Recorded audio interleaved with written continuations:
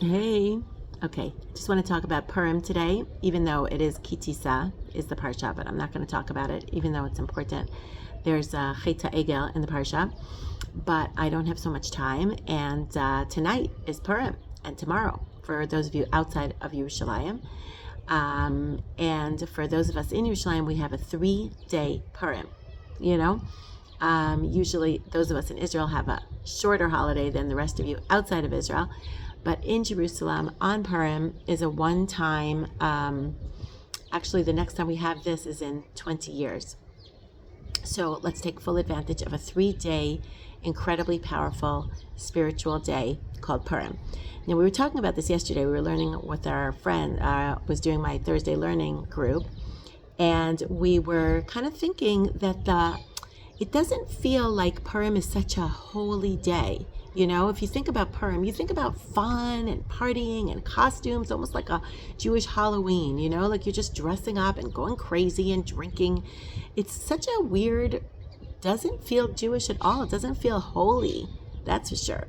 And yet we know from our sages that say that the word Purim is actually similar to Yom Kippurim, which is Yom Kippur, which definitely sounds like the holiest day of the year for us in our Jewish calendar.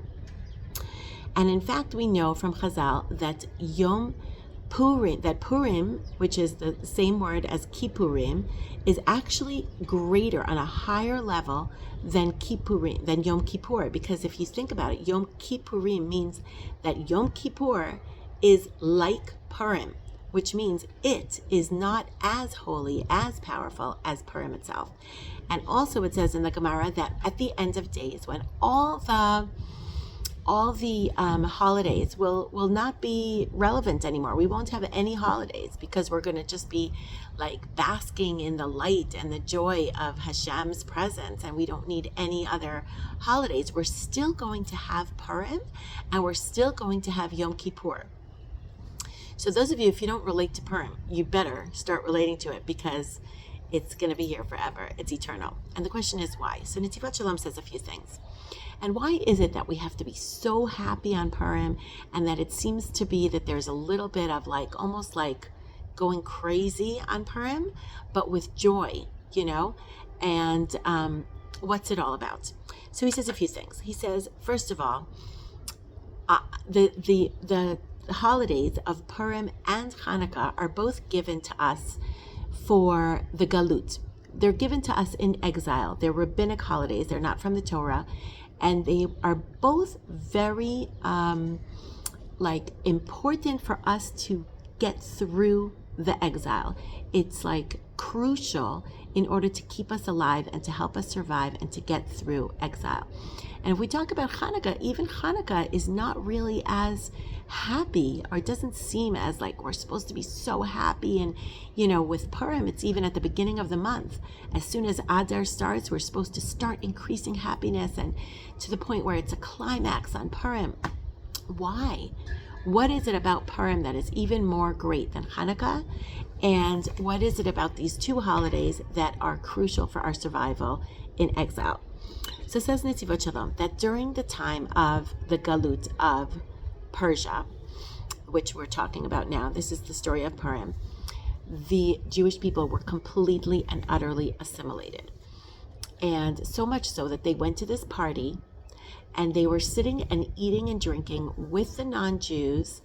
They were eating kosher food, by the way. They were eating kosher food, but they were eating from the vessels that were actually from the Beit HaMikdash, from the destroyed Beit HaMikdash that the Persian king was using. He was putting it out on his, on the tables, and you actually could see that the temple, our temple that had been destroyed, was being now used in the Persian party and feast, and we were just having fun with the non-Jewish people. We were extremely assimilated.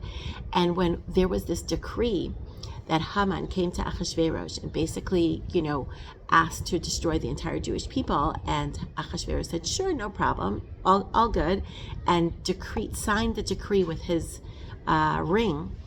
We see in the Megillah that it says that a decree that was signed with the ring of the king, with the signet of the king, you cannot you can't destroy, you can't annul that decree. That is a decree that's it. It's going to happen for sure.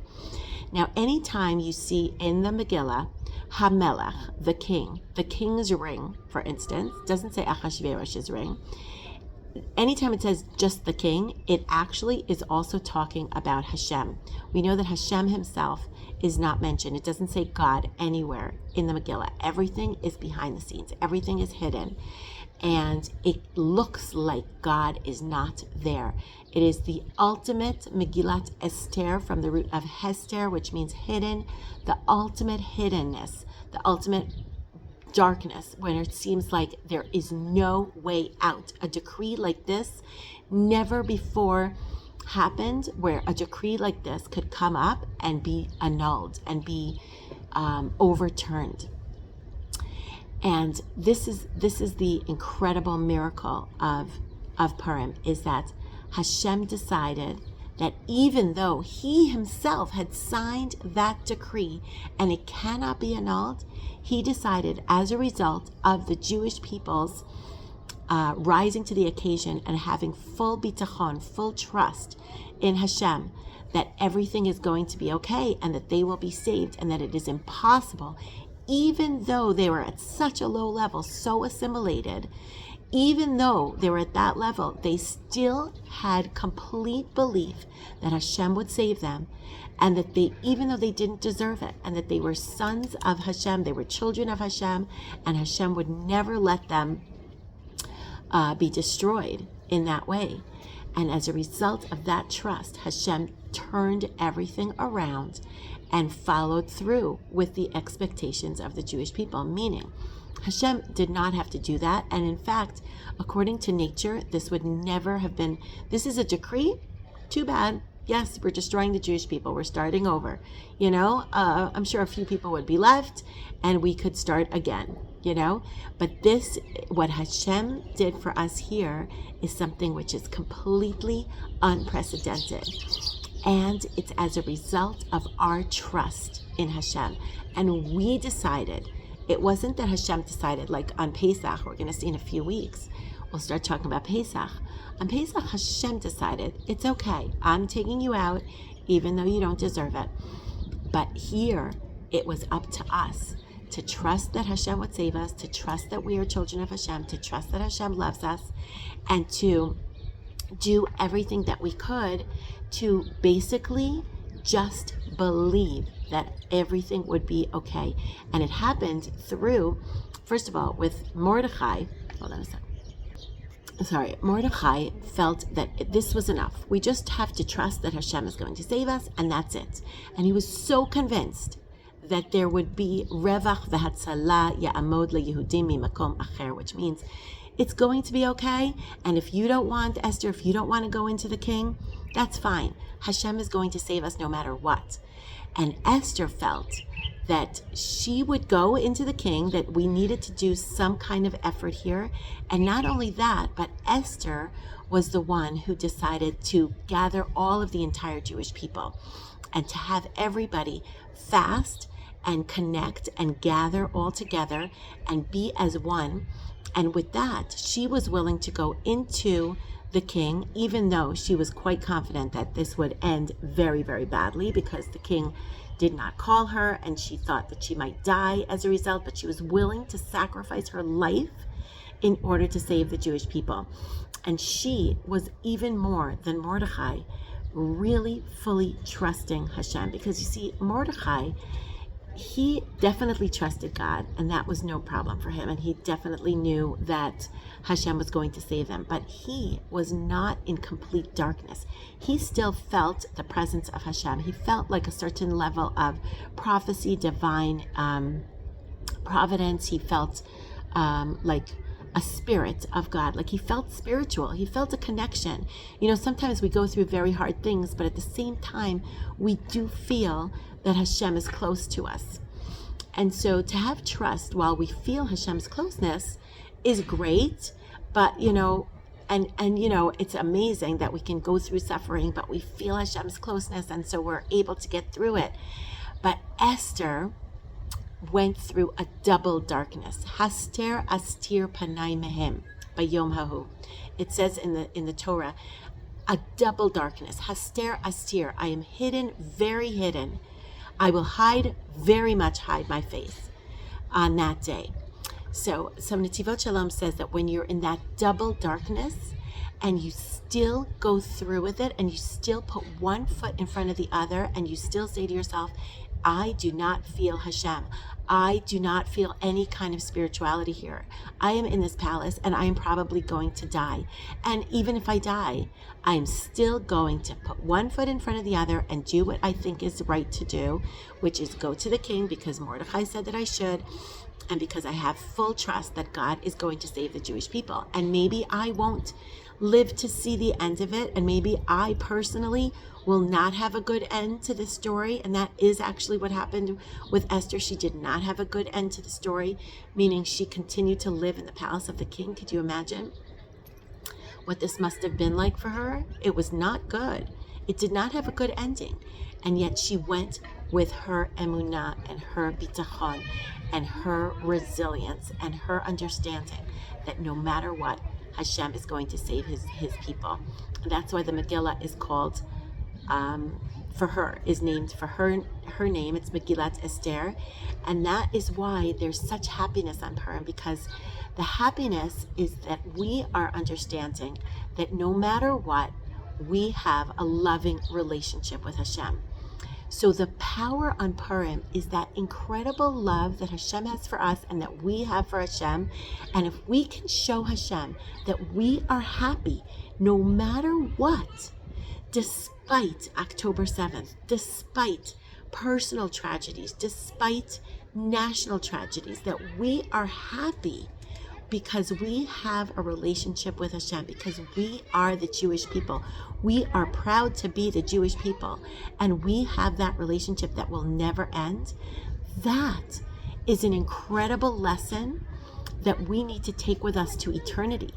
We will never not be with this relationship with Hashem. This is an eternal lesson that we need to take with us through exile and through who knows where, even be past Mashiach time. We will always have that little flashlight that we learn that, okay, here's the flashlight idea. Hold on a second. You know what? Forget it. I'm not going to say the flashlight. It's too long. But that's another day. But what I wanted to make clear is that this is the power of Purim. The power of Purim is for us to show Hashem that we are trusting him, that we know that he loves us, that we know that things are going to be okay. That's number one. And through this happiness and feeling of Hashem's love to us that we're putting in the effort of being happy no matter what. And that's all the craziness, and that's the drinking, and that's until you have no understanding or awareness between Baruch Mordechai and Arur Haman.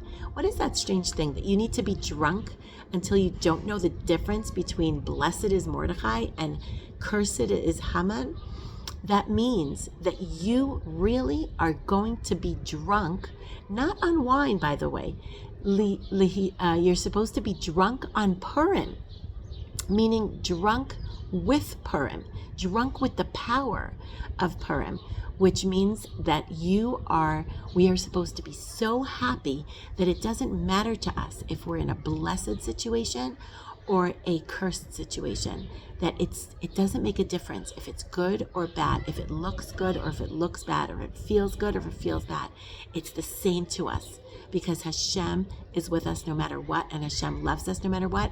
And through that power, if we show Hashem that we are happy with his treatment of us, I've said this a few times before, but this is especially true on Purim, Hashem will, as a result, grant us whatever we want, because he will be happy with us in whatever way we behave.